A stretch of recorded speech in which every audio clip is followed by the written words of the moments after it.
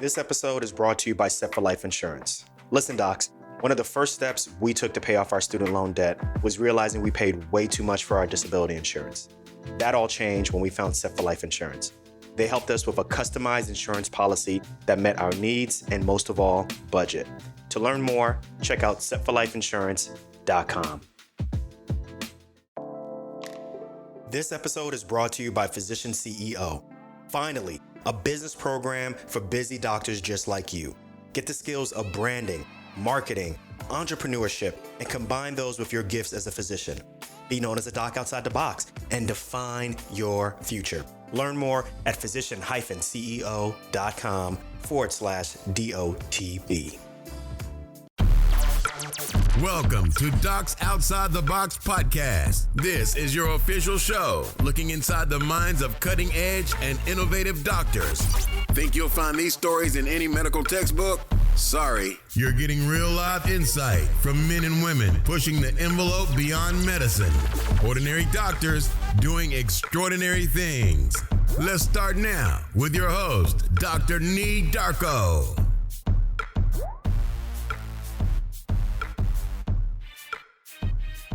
Yo, everybody, what's good? Welcome to day 4 of the Docs Outside the Box Virtual Summit. I'm Dr. Nee, and I'm mad excited about this episode. So today, listen, I want you all to take some time, take out a mirror, or get prepared to get vulnerable. And I want you to start asking yourself some very difficult questions. And I'm going to give you some questions that I want you to ask yourself. Am I really doing the best I can do? Or am I following someone else's path, not my own? Or what's the difference between success and fulfillment? Trust me, there's a difference. And how can I get the most out of my career? How can I get the most out of my life? Do I need a change? Or do I need someone to help me with this?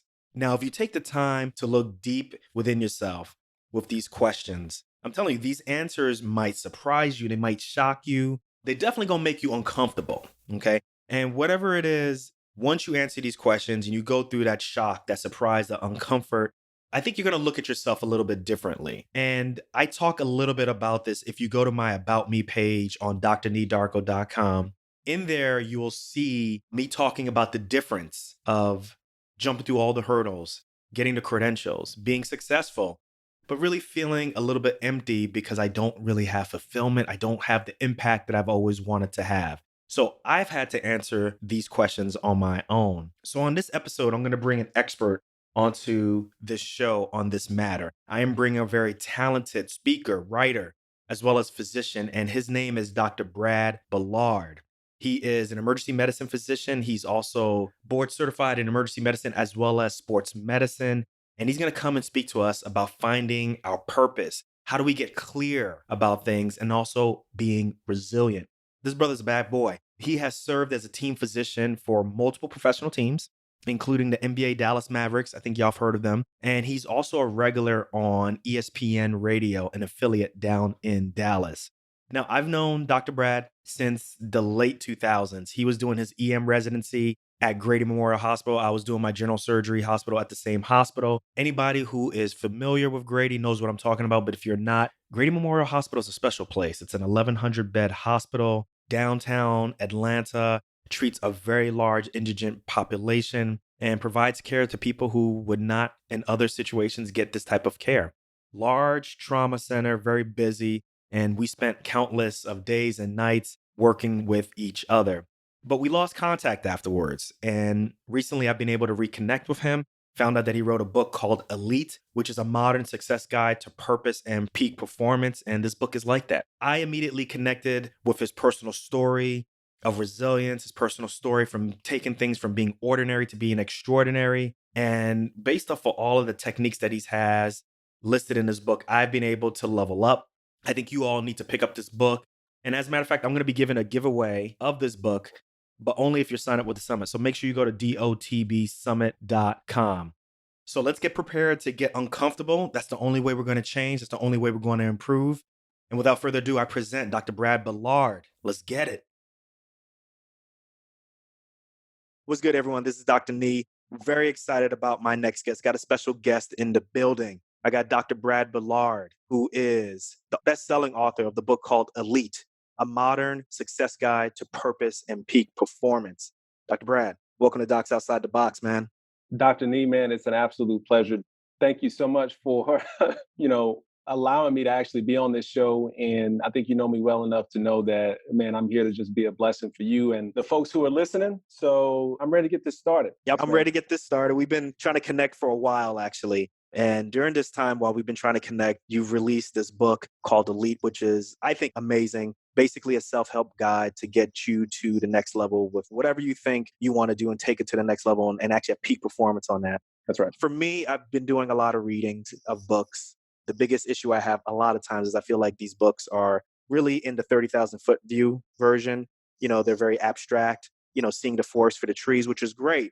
But oftentimes, how do I take step one? How do I take step two? All those different things. And I felt like your book really focuses on those individual steps. And I felt like it was just kind of talking to me. So that's why I really, really appreciated your book, man. And I think I'm a big fan of your book. Thanks. I appreciate it.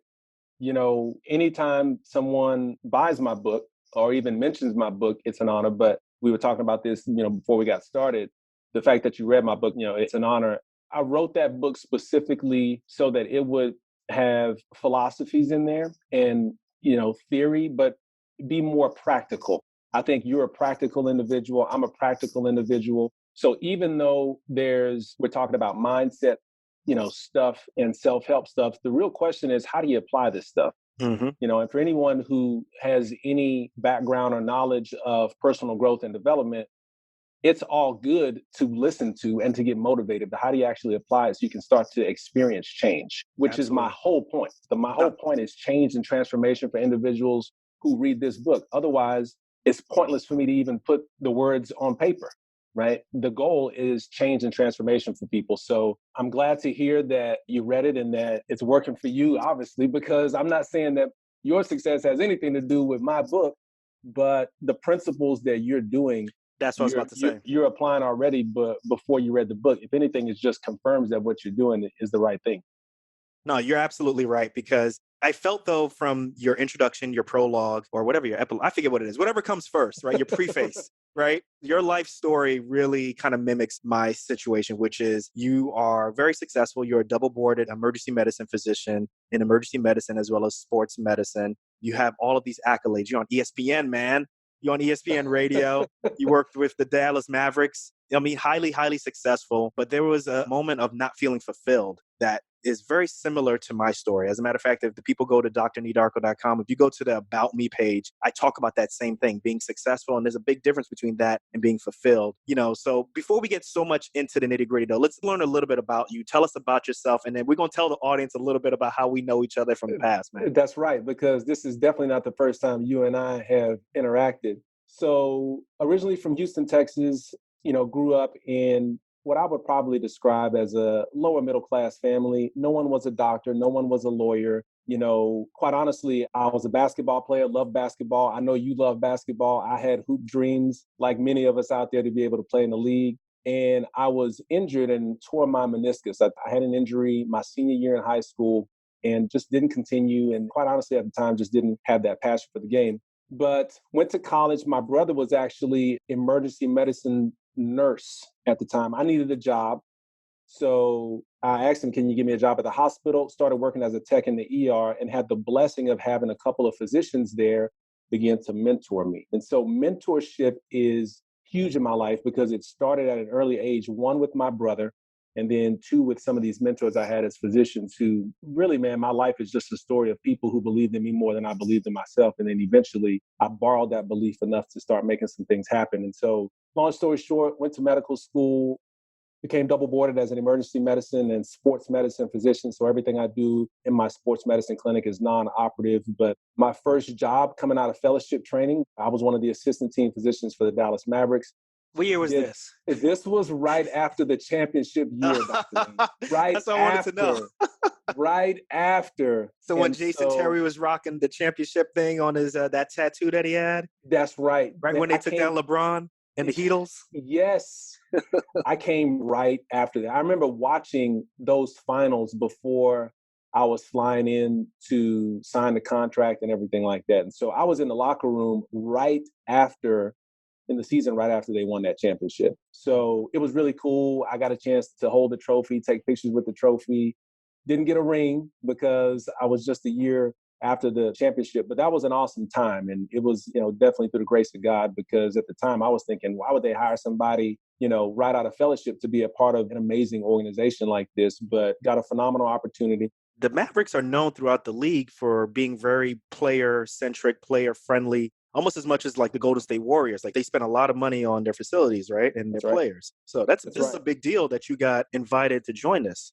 Oh man, it was huge. And again, like I said, my story was one in which people believed in me more than I did myself. My partner and the lead team physician for the Dallas Mavericks, who had been their lead team physician for, more than 15 years, saw something in me and said, let's go to work, and really took me under his arm as a sports medicine physician and the orthopedic surgeon, Dr. T.O. Sorial, who I work closely with. He's been a big part of my career. So, did that and was double boarded, like I mentioned, emergency medicine, sports medicine. But I found myself very similar to what you just described, having achieved at a very high level, very successful clinic, very successful, started to be on ESPN radio. We have an ESPN radio show every single Saturday here in the Dallas-Fort Worth area called Inside Sports Medicine. And so I was a radio personality. Everything on the outside looking in looked fantastic. Dr. Brad had it going on. I had a wife, 2 kids at the time, right? And I had a small business that I was also running outside of my home. And I found myself significantly unfulfilled. And I couldn't figure it out, Dr. Nee. I had spent all of this time, all of this money and energy toward a logical decision that I had made to serve people and to have a certain life and lifestyle. And I'm here and I'm asking myself, is this it? Is this it? Is this what life has to offer? So at that moment, did you feel like, obviously it's not just that moment, but these moments of feeling if this is it, like, is it you wanted more? Were you unsatisfied? What was the deal? Well, and I was trying to figure that out. Was it that I hadn't achieved enough? Was it that there was something else because I got to the top of this mountain, I needed to do another mountain? But I started figuring out that I didn't think that it was because I needed to achieve more, because I think my first attempt at trying to do that was starting my small home-based business and started having success in that and was still doing well in that, but was still trying to figure out, like, why am I feeling like, why am I asking myself, is this it? But feeling like there is something else out here for me. I just felt like there was something else out there for me. So that started a journey, really, of me discovering what I call my purpose. Some people may call their calling, but it's really that thing that I needed to do that was really inside of me the entire time, that needed to come out and had to be a way to serve other people by applying the gifts and the talents that I had in a unique way with what I'm doing now. And I'm sure we'll get to that here in a little bit. I've gone through a very similar transformation, right? How do you jive that with when, for me at an early age, I knew I wanted to be a doctor, right? If you ask me this question, Nee, what's your gifts? What's your talents? What's your purpose? It's to be a physician, right? Wow. Yeah. And then you get to that point and you're like, yeah, I like it, but this ain't it. Like, how do you jive those two things together? And then you're like, well, the direction that I'm moving in now, like, this is supposed to be it? Because it's got to be a lot of faith in there, right? So. Oh, wow. Wow. Yes. It's a tough question to ask. Is this it? What do I want? These were questions I was asking. What do I want? Is this it? I feel like there's something else. And here is the issue when it comes to physicians and professionals at a high level. If we get to this place of dissatisfaction, where we've achieved at a high level, but still wondering, is this it? And, we all wear the mask at that point, right? Someone asks us, how are you doing? And you say, oh, I'm doing great. I'm doing fantastic. But underlying, you're hurt. You're trying to figure it out. And so once I came to the conclusion that there was going to have to be something else and that medicine may or may not be a part of that future, that was the hardest part. Because again, my pride is telling me I did all of this money. You understand? Yeah. I know you know what I'm talking about. I'm not laughing at listeners. you. I get it.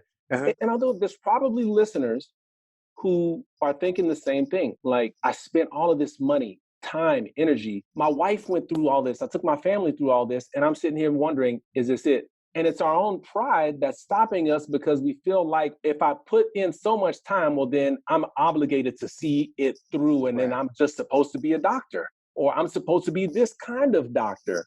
right? So once I was done wrestling with that, and then it was just like, okay, well, what I'm doing right now isn't completely it. It may be part of what I'm supposed to be doing as my purpose. Then it was the journey of discovering it. And that took me a couple of years. That's when I started writing down my gifts. I started reaching out to other people. I started literally just like grabbing coffee with people who I admired and kind of did something similar to maybe what I wanted to do to get clarity on what I really did want, what I really wanted to pursue. Now, in that, it's interesting, Dr. Nee, is that as I started on this quest, I also started realizing that the more gratitude I had for where I was, that was also something I was missing. So it was interesting because the more I kind of went on this journey to discover what I was supposed to do, I started realizing that a lot of what I was missing was right here in front of me. I just didn't see it. What do you mean by that? You So, mean like family? so I mean, yes, I wasn't, grateful for being where I was, but like there's a different level of gratitude, with being able to see where I'm at with my family, where I'm at. So really I started having this gratitude practice and it's part of my, morning routine, which we'll talk about here in a little bit. But really seeing just how blessed I was really started helping me realize like, look at how good I have it.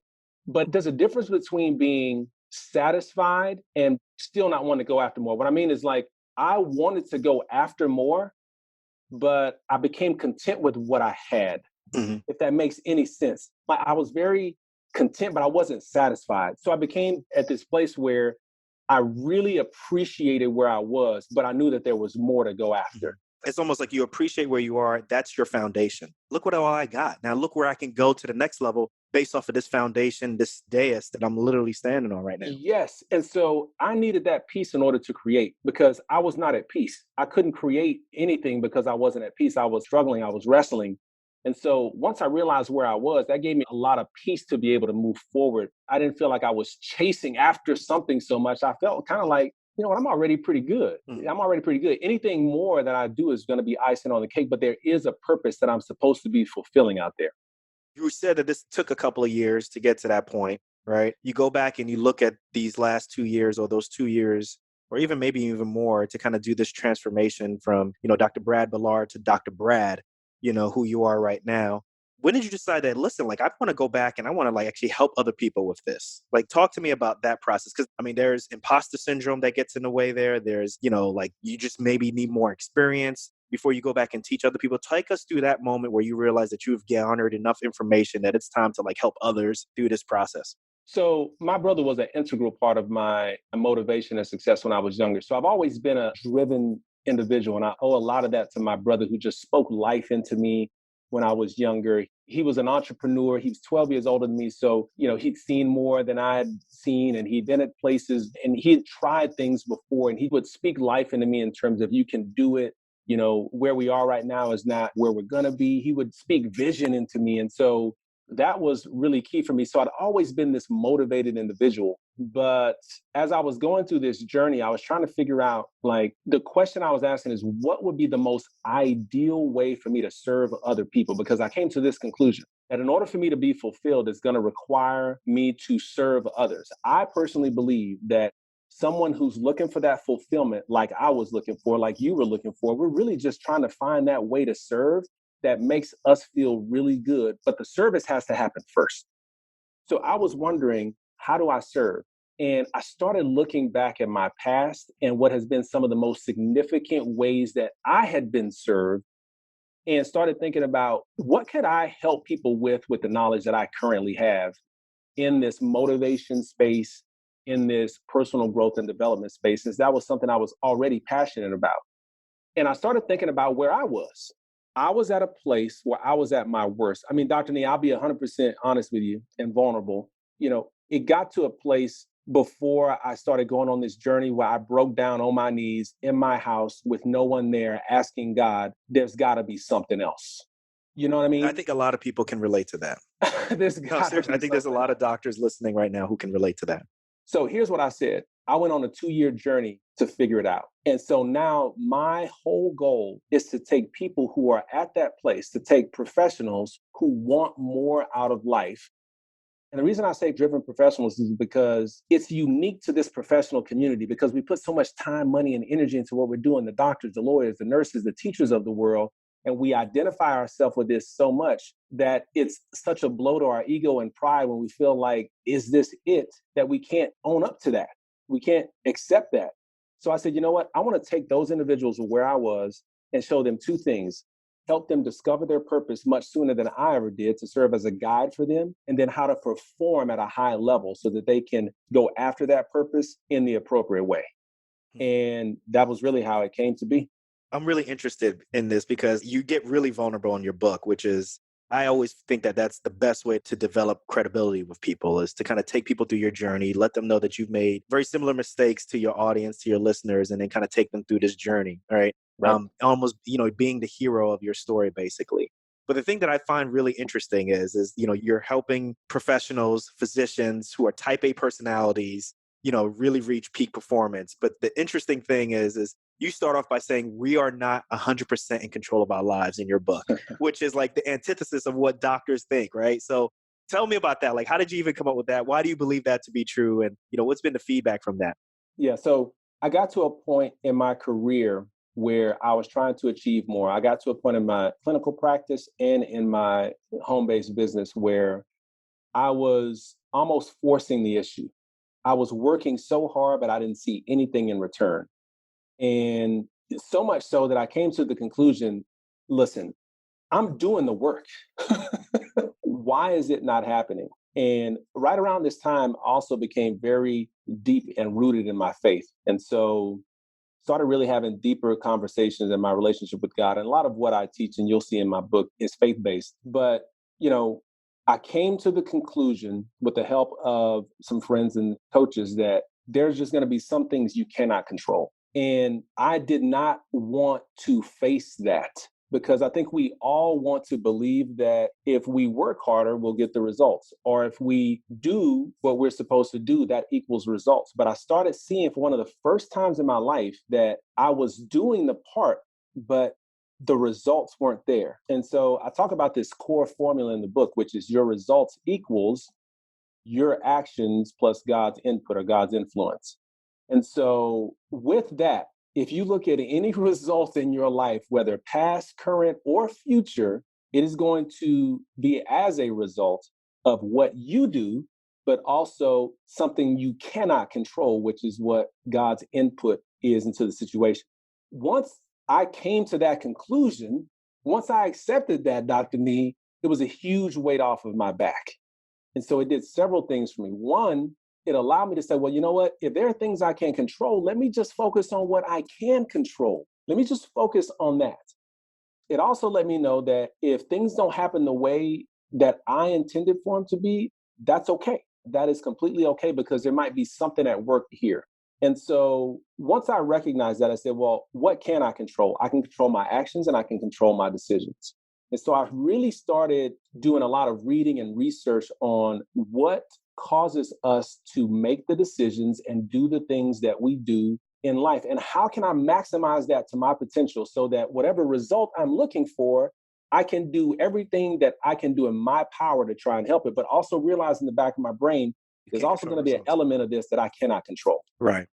I'm really interested in the concept of peak performance, mainly from 2 points. One is, what the heck is peak performance? The second thing is, as someone like me who's run track, someone, like you who's been in sports, that you can only sustain peak performance for a short period of time, right? Like your body is at its thinnest, your body may be at a certain weight, or you can run a certain speed or a certain time for a certain period of time before that breaks down. Like, can you really sustain peak performance, I guess in perpetuity based off of what you're saying? So let me start off by defining elite, because when people see the title, they probably wonder like, okay, elite, like what is this book about? The reason I use the word elite is because I feel like it is rare. It is rare for individuals to be able to combine success, which I had the blessing of experiencing in my career and in business, but also combining the fulfillment, because I was not fulfilled. It is rare for somebody to actually experience true, genuine happiness and fulfillment and success at the same time. And it takes work. It is practice. It is not by chance that someone can experience both. It is extremely intentional. And so I believe that our results are intentional. You have to be going after it. So that is what I mean when I say elite. Now, when you talk about performance, I feel like performance is nothing but it's a tangible measurement of how strong someone's mind is. Because the only thing that's stopping us really is our mind, Dr. Nee. The thing that may stop us is our belief that it is time to stop now or that I cannot go anymore. That's a good point. Okay. Right? So if you say, well, I can only go so much, you're right. If the other person says, I can go 4 miles more, I can do more, be more, they're right. And so to me, performance is directly connected and associated with your level of belief and how strong your mental mindset is. That is the only thing that's stopping us. Now, having said that, it takes practice. Just like it takes practice to do anything to get better at it, you can get better at your mindset by practicing it more. But unfortunately, a lot of people don't understand that. And a lot of people won't stick it out long enough to continue the mindset practices because they're not going to see the direct result immediately afterwards. We live in a microwave society. Okay. That being said, Dr. Brad, take us through an example. What do you mean by that? Like, give us like an anecdote, because you put a lot of anecdotes to the story, and I think it makes it a lot easier to understand. So take us through that practicing. What do you mean? Well, the problem is this, a lot of people they'll want change. I don't think there's anybody who doesn't want change or who doesn't want some sort of progress or increase or improve something in their life, but they want to know what to do. What do I got to do? Just tell me, do I got to go to the gym 3 times a week? Just tell me what I got to eat and then I'll do it. But the problem is they're not getting at the root of the problem because people have access to information, Dr. Nee. It's not an information issue. It's not a how-to issue. You can find out how to. The problem is they don't have the mental capacity to stick with it. And so we are only going to be and live and perform at the level that we believe we are. So if you go on this quest to lose 50 pounds and you don't believe that you can, or you can't see yourself having lost 50 pounds, the mind is like a thermometer. You may lose 25 pounds, but if the thermometer is set at where you are now, you'll gain it right back. So it's really about setting the mental thermometer, or what I like to call the mental cruise control. That has to be set first. You have to set the mind. It's got to be changed. Your level of homeostasis got to change. It's got to change. Right. We are where we are because it's what we believe all the results that you currently have. And for some of us, I'll be the first to tell you, slap in the face whenever I looked at it and I started doing this research. We are where we are because it's where we believe. All of our beliefs is where we are now.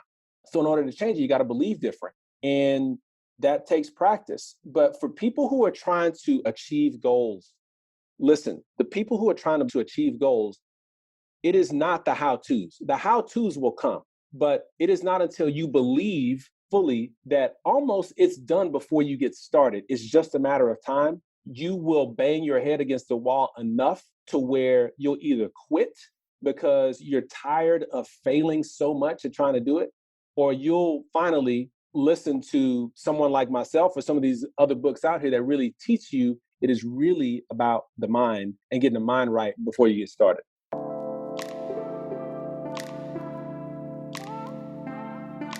Hey docs, there's a saying, if you don't have a seat at the table, then you're probably on the menu. Now's the time to define your future by being a part of the Physician CEO program. Physician CEO is a business immersion program developed by MBA faculty from the Kellogg School of Management at Northwestern University. You're getting an intensive MBA-style education made up of modules that cover topics like leadership, entrepreneurial ventures, and everybody's favorite, branding. And guess what? This program is designed for busy physicians like yourself who don't have time for an MBA, but still want to be a better version of yourself. Trust me, the program gets you in focus from day one. So get those skills needed to lead a hospital or start a new venture. You're always going to ensure that there's an open seat waiting for you at the table. Don't miss this opportunity because class is filling up.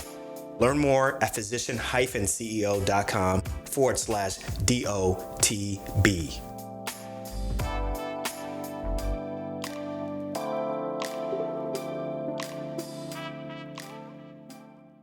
So you say in your book that your belief is the greatest source of power, right? So I definitely agree with you there. I think the funniest thing, and sometimes like you say, a slap in the face, I'm sure you see this, and I'm sure doctors see this a lot, particularly nowadays with social media, is the ability of other people to be really successful who aren't physicians, who aren't like, those who Exactly. got them degrees and all that stuff. But you see Right. people who don't have degrees extremely successful, That's right? right. Like, how is it that they're able to do those things, but people like us, we feel like almost like we're held back by, because we know so much, we know about all these risks and all these different things. It kind of holds us back, man. Like, Right. talk to us about that, man. Let's get down on that one, man. You know, some of the high level professionals, doctors, lawyers, we've been programmed to think a certain way. And we get stuck in this programming of thinking like a doctor, thinking like a lawyer, that we just get stuck in that program thinking. It started in medical school. I'm sure it started in law school. And so there's just a way of thinking. For us, we are very risk averse, because to take risk in medicine, that doesn't make sense. We're talking about people's lives and people's Right. health. So we I don't agree really with that. take risk. So that risk, you're telling someone, well, you should go after this thing that you really want to do. And the first thing they're thinking is all the reasons of why It won't work. it may not work, or what is going to be the adverse situation if I go after this, which is what we think. First, listen, first do no harm. That's part of the Hippocratic Oath. So if you say first do no harm, that means the first thing I got to think about is harm. Right. So you'll think about that for yourself as you start to try and embark on something new, or, different results you're trying to have. And you know what's interesting, Dr. Nee? Here's what's funny. You would think that because we've gone to medical school, think about it. We've gone to undergrad. Most of us had to be at the top of our class in undergrad to get to medical school. I know where you're going with We this. went into medical school. So let's break this down. That's success number one, is finishing college. A lot of entrepreneurs never finished college. That should be a success embedded in the back of our brain that we can just rehash to give us belief. Second thing, we went to medical school. You got accepted. Second success. How many people don't even get accepted? Third success, you graduated. Fourth success, you successfully went through the fraternity, sorority of residency. Exactly. The the hazing. You successfully did Which is that. where we met, right? You were right. doing ER. I was doing general surgery. Oh man, yes, we got to talk about that. Remember them Grady days? Oh my gosh, man. I'm gonna jump back on that here in a minute, because I got to talk about that. Mhm. But I mean, all of these successes that we've accumulated over time, and we can't seem to translate that into something else that we want to do, when really, as physicians, if you're listening to this and you're a physician, I'm going to tell you whatever it is that you want to go after, you can do. That's really why I'm here, is to let you know that, because look at the history of success that you have done in your life. We're talking about the elite of the elite of the elite. I'm using the word elite, but here I'm using it just primarily to describe success. You have done what is extremely rare. What people talk about, people hold us in high regard simply because they know the difficulty with which it took for us to get to where we go. And we don't want to start an LLC? Let me get a coach to help me start an LLC. Right. You know what I'm saying? That's a really good point. It's funny, like I have not heard anybody describe it like that, actually, but that's a really good point. You know what that means? You got to think about it this way. How much of medicine did you know when you started medical school? I knew nothing. Zilch. I knew zilch. What I saw for TV, that's it. That's it. And they took us from not knowing much, and through the power of progress and consistency and people and really mindset. Now, the mindset to me was just one in which it was strictly mindset to be able to perform in medicine. But all the things we did in medicine is what we need to perform at a high level in something else. We had people around us. You need people. We had a vision of where it could take us. We saw other physicians, what they had done, people before us. We had the right mindset because they was drilling this stuff into us every single day. And so these are some of the keys to be able to be successful in other areas of life. We just, for some reason, have this mental block that we can't see the success that we've created in our own lives. Because if we could, it would do nothing but affirm the fact that it's just a matter of time that we can be successful at whatever else that we're going to do. That's a good point. That's a really good point.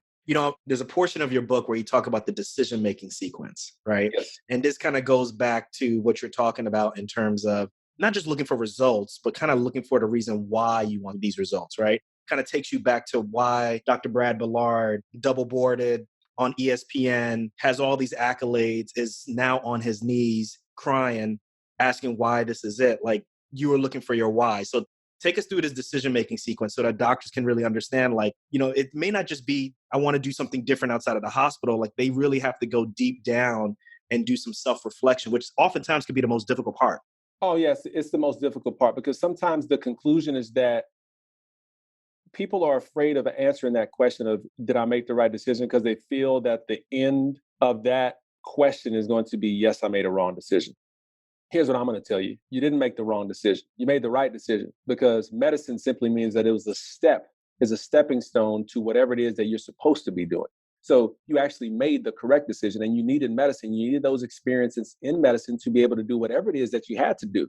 And so we talk about the decision-making sequence. The way I like to look at it is, if there is a result that you are looking to have, if the result is on one end, the belief is on the other end. And so it goes, whatever you believe will then turn into thoughts. Okay. Those thoughts turn into feelings. Those feelings then turn into decisions that we make. And then the decisions turn into actions, and then actions turn into the result. And so, much like I was making the point about people losing weight, all they do is they look at the result of wanting to lose 50 pounds, and all they do is go back to the action. You've got to go back to the belief that is fueling the thought, the feeling that eventually gets to the result. So when you say the action, you talk about like getting up, hitting the weights, changing the diet. The how-tos, the tangible stuff. All right. So most people, come New Year's time, they want to get in the gym. Here's what's crazy. Most New Year's resolutions, they stop before February even comes around. Yeah, I believe that, man. Yeah, so 8% of people who start New Year's resolutions actually see them through. Only 8%. Only 8% though? Only 8%. I thought you were going to say like maybe like 40% or something. 8%. No, only 8%. Yeah. And the reason being is because they never go back to the root of the problem. 8%? 8%. 8%. That's right. This is a study done at the University of Scranton. Okay. 8%. And so when you look back, it's simply because they want us to know the how-tos. If that person truly believed that they could do it, it would turn into thoughts that would be consistent with that. And then those feelings would be consistent with the thoughts. See, the reality is, if you really truly believe that you could start that business, you would have started it already. The reason why you haven't is because you don't have the belief. Again, it's a hard mirror to look at, Dr. Nee. And the reason I can speak to it is because I've looked in that mirror, right? I'm not sitting here, preaching from a pulpit saying, this is what you have to do. I've experienced it myself, have those real conversations with me saying. So what about those people who are saying, well, I just want to make sure I don't make any mistakes? Do they still fall in that criteria? I'm waiting to make sure that I get like step A through Z, going, which means they probably never going to start. You know what I'm talking about, right? Oh, yeah, yeah. Look, again, I'm going to keep it real simple. If you're not doing the actions, the belief isn't there. It's just that.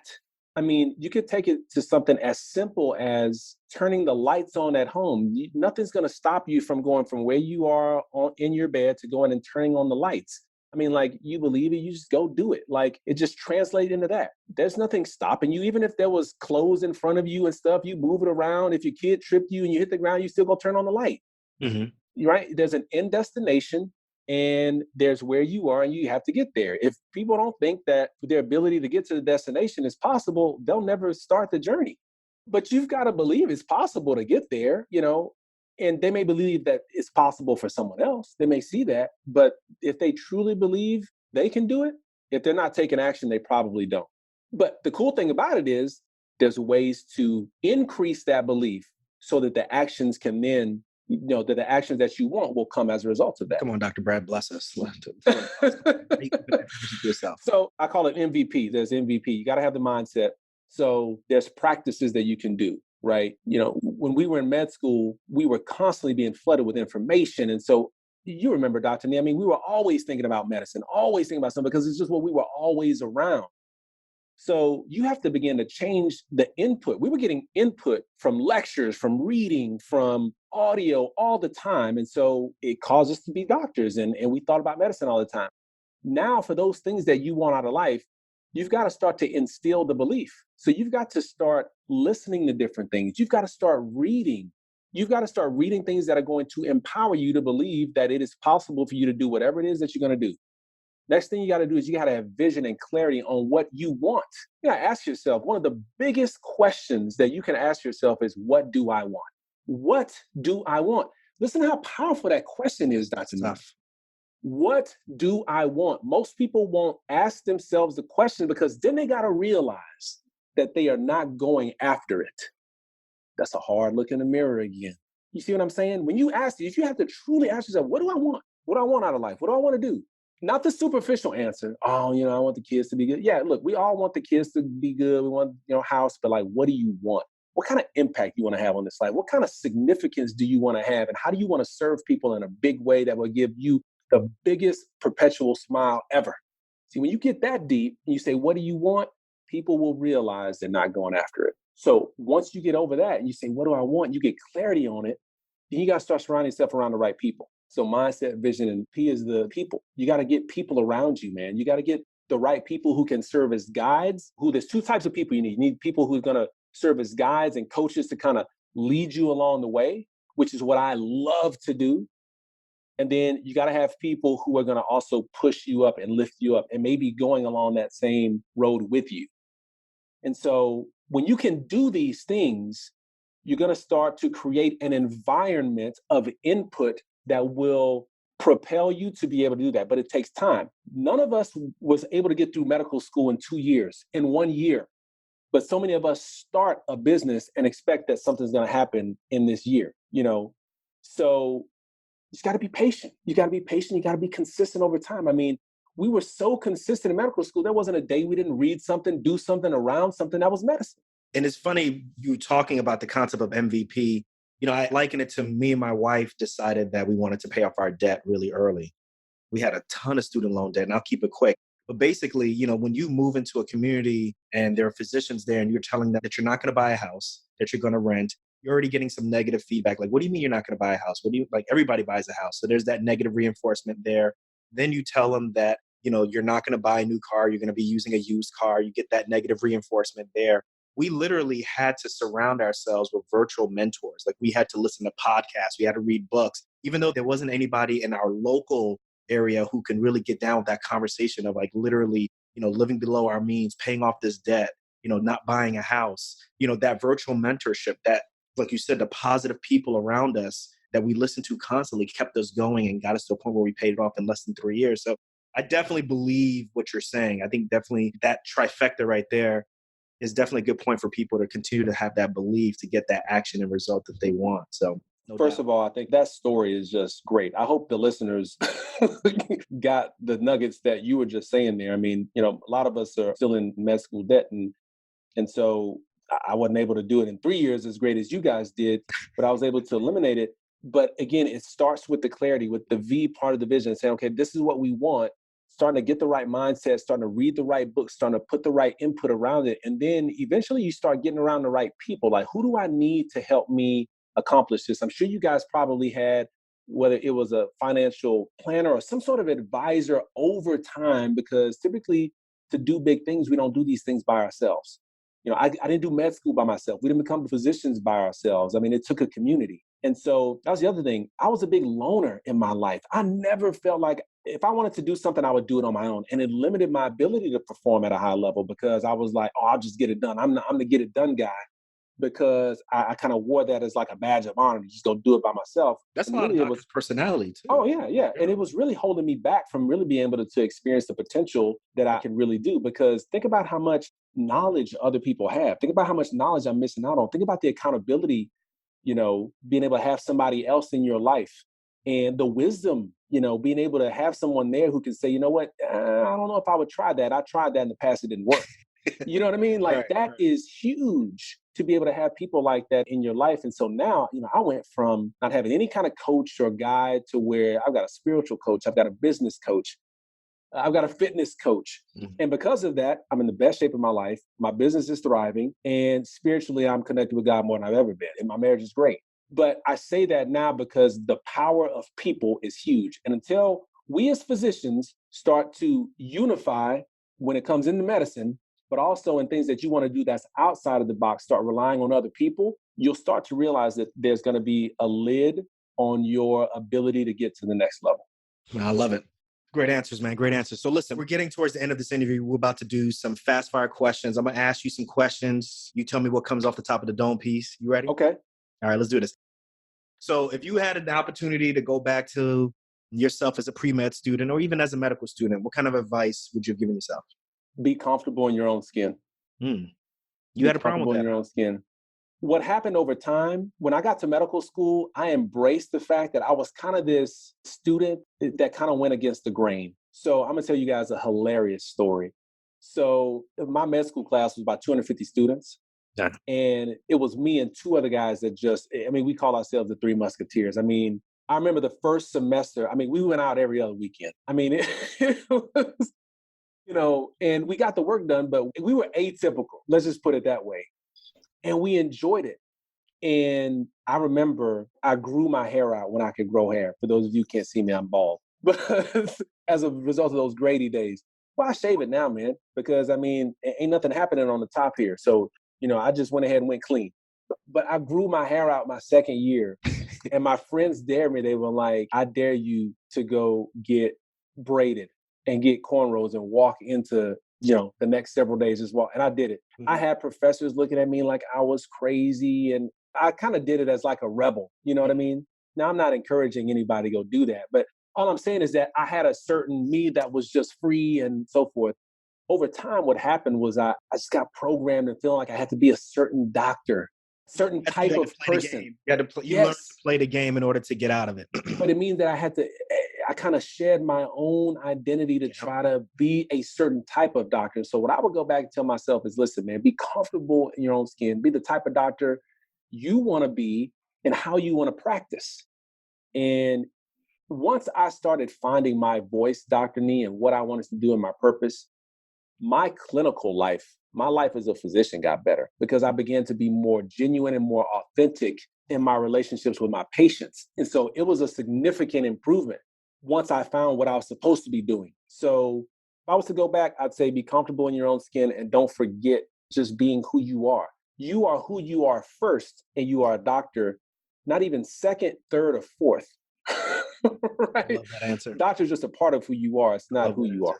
I love it. I love it. And I think I already know the answer to this second one, but I'm going to ask it anyway. So what's a personal habit that has helped you to be more successful in business or just be a doc outside the box?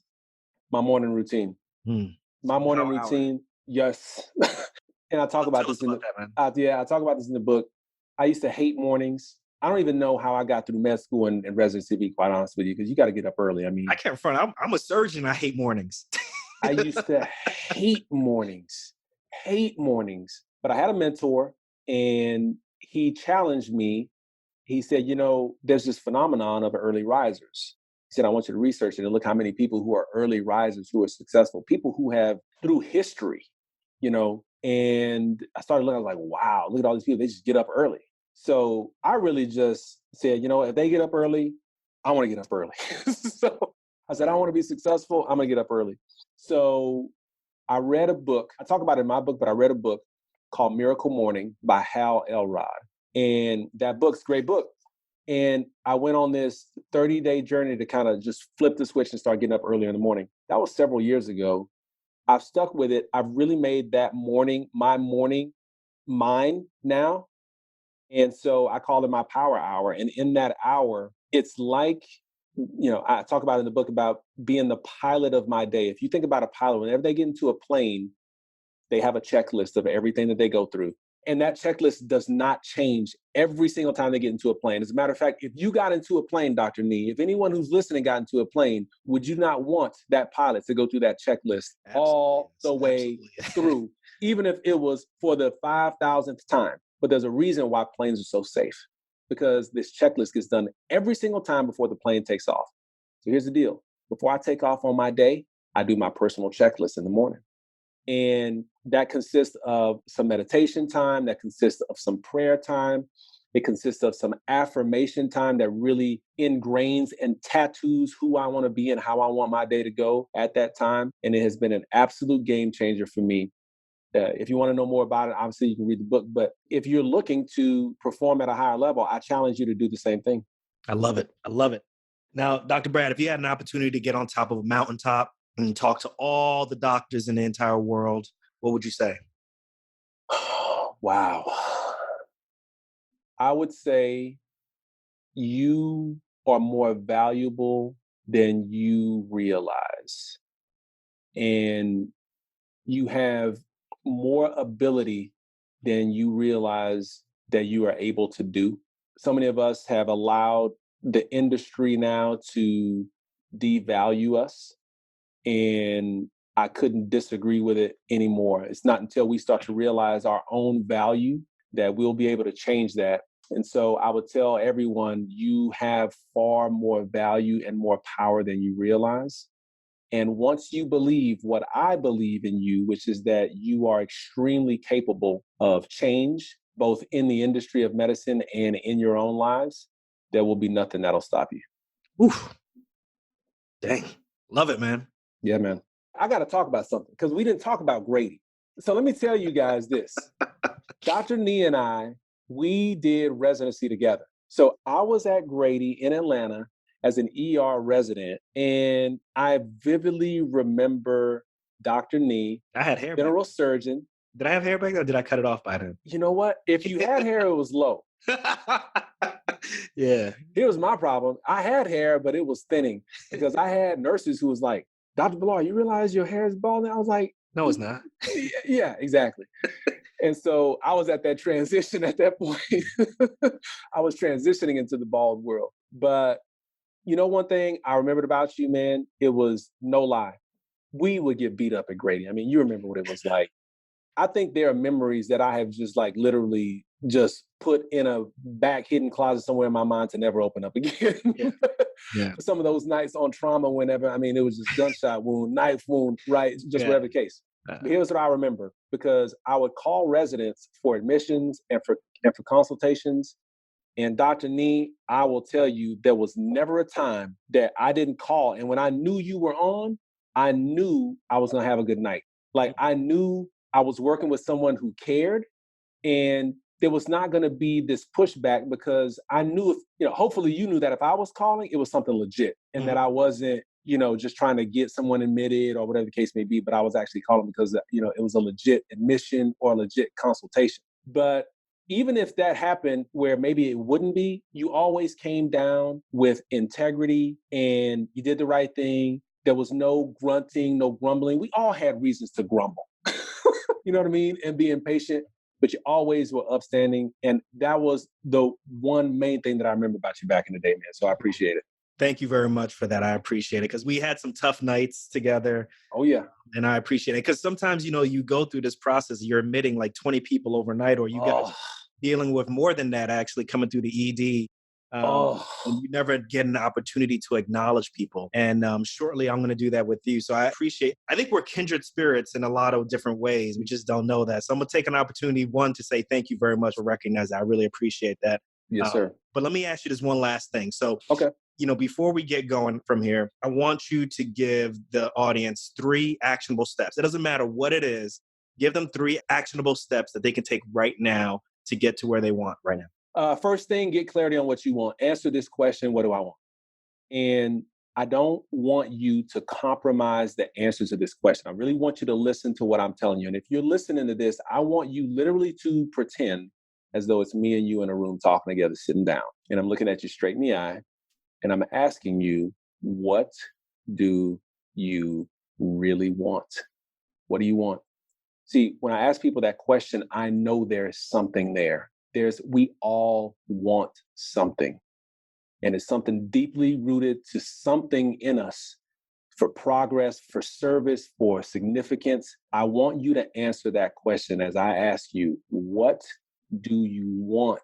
What do you really want? Get clarity on that and do not compromise the answer. Because if you're going to go after it, it has to be worth the struggle. It has to be worth it. So don't compromise it. It's the first thing, get clarity. The second thing is you're going to have to get a game plan to achieving it, to going after it. That's a big statement. There's a lot involved in that, but you're going to have to get a game plan. You're going to have to figure out how you're going to go about it. But the third thing, which is going to help both of the first 2 things, is find people who are going to help you get there. Find people who will help you get clarity.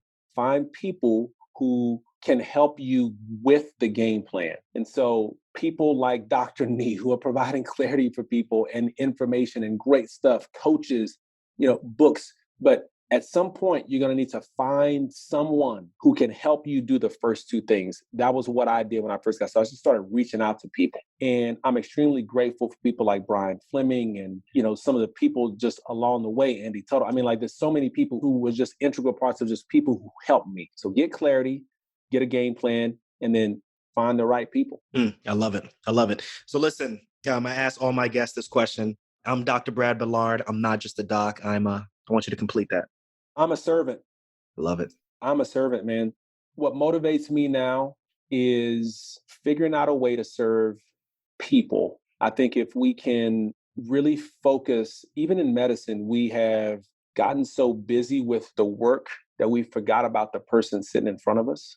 And if we can think about the person and knowing that we're there to serve the person, we will be on every time we walk in the room. And when I say on, they don't care that we had a bad day, and they shouldn't care. They're here for their health. So if you literally have a servant's mentality of how can I best serve this individual with why they came to see me, with the talents and the gifts and the knowledge that I have, you will do everything you can for them. And if you do, it'll all work out in the end. At this point, I'm trying to do that in medicine as a coach for people who are looking to discover their purpose, who are looking to perform at a higher level, and who are looking to answer that question of, is this it? I have to serve. I have to serve the people who are listening to this. I'm here to serve you, Dr. Nee. So I look at my life at this point to try and be obsessed with serving the best I can. There it is. Dr. Brad Ballard. I love it, man. Servant. Every now and then I take an opportunity to acknowledge my guests, mainly because I think that in medicine, there's a lot of competition. There's a lot of breaking down. As a surgeon, I definitely know that in our M&M reports, we know that you know something about that also. But we don't take the time to just say, listen, I'm watching what you're doing and I'm really impressed. Since I've met you in residency, working with you on a daily basis and dealing with very sick patients, you always cared about your patients and you always took the opportunity to really go the extra mile before, whatever the next step would be with your patients. But to go from that standpoint to where I met you a year ago, where we were at a conference and you were going through that transition in your life, I could already see the talent that you already had. But what I really appreciate from you is the answer of knowing that even though you're an amazing speaker, even though obviously from this book, you're a very good writer, you still always have this ability to just look at other people and find out how can I help them, right? Within this podcast, obviously it's helping other doctors who are struggling with trying to figure out how can they take that success that they've had and really convert that into fulfillment. And that's hard. That's difficult. You've been on TV. You can go in so many different directions with this, but you choose to really help those who really need it the most. And I just want to say thank you very much. I acknowledge you for what you're doing. I'm really glad that, we've decided to kind of go through this journey together because I feel like we've kind of going through this journey together. That's right. And to see what you've done from last year to this year, even though last year you were doing amazing things, to where you are now is really inspiring. So I just want to say, keep up the great work. And one of these days I have to have you back on the show to kind of talk about, just kind of where you are right now and just some more things that you can help, the doctors who are listening to the show. Well, I've got a tremendous amount of admiration for you, Dr. Nee. You're paving a way for a voice to be heard by doctors who don't fit in the box. And what's interesting is I feel like really most of us don't. We all have a story. We all have things that we want to do, different gifts, and really there shouldn't be a box when you really think about it. But you're paving a way for a voice to be heard that has not been willing to speak up. And so I love the fact that we talked about this before, the stories that you are able to put up and show other people, it allows them to say, you know what, things are possible. And me being outside of the box is a good thing because it is me and it allows me to be genuine and actually contributing to people's fulfillment. So thank you for leading the way. Keep doing it. It's an honor being on the show and I look forward to being on again. We'll probably collaborate on something before your show, to be quite honest with you, and you'll eventually be on my podcast as I get that started too. Absolutely. Absolutely.